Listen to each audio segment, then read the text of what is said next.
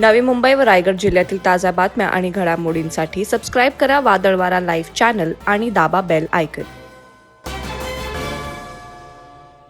देशाचे लोकप्रिय पंतप्रधान नरेंद्र मोदी यांच्या नेतृत्वाखाली भारत देशाने घेतलेल्या आंतरराष्ट्रीय भरारी आणि देशाचा झालेला विकास याबद्दल आदर भावना व्यक्त करण्यासाठी महाराष्ट्र प्रदेश भारतीय जनता पक्ष कार्यकारिणीने दिलेल्या निर्देशानुसार संपूर्ण महाराष्ट्रात नमो चषक स्पर्धा आयोजित करण्यात आली होती।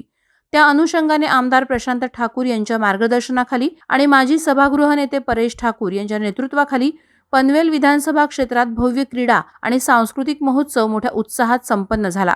पनवेल विधानसभा मतदारसंघात पार पडलेल्या नमो चषक 2024 स्पर्धेत 1,13,278 स्पर्धकांनी सहभाग घेऊन महाराष्ट्रात चौथा क्रमांक पटकावला। या महोत्सवाचा पारितोषिक वितरण समारंभ पनवेलमधील आद्य क्रांतीवीर वासुदेव बळवंत फडके नाट्यगृहात शनिवारी सायंकाळी मोठ्या दिमाखात पार पडला।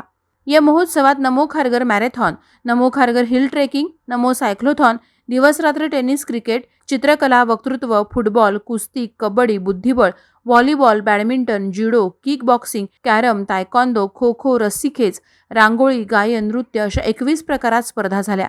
त्यानुसार सहभागी स्पर्धकातून 2,420 विजेत्यांना एकूण रोख रक्कम 13,67,300 रुपये तसंच सन्मानचिन्ह आणि प्रमाणपत्र देऊन उपस्थित मान्यवरांच्या हस्ते गौरवण्यात आलं।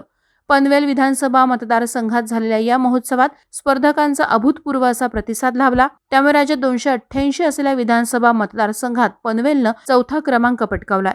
नमो चषक महोत्सवात मिळालेला सहभाग आम्हाला आणखी एक प्रेरणा देत असून दरवर्षी हा महोत्सव आयोजित करणार असल्याचं नमूद करून खेळाडू आणि कलाकारांच्या पाठीशी यापुढेही कायम राहणार असल्याचं आमदार प्रशांत ठाकूर यांनी आश्वासित केलं। वादळवारा लाईव्हसाठी न्यूज ब्युरो, पनवेल। नवी मुंबई व रायगड जिल्ह्यातील ताज्या बातम्या आणि घडामोडींसाठी सबस्क्राईब करा वादळवारा लाईव्ह चॅनल आणि दाबा बेल आयकॉन।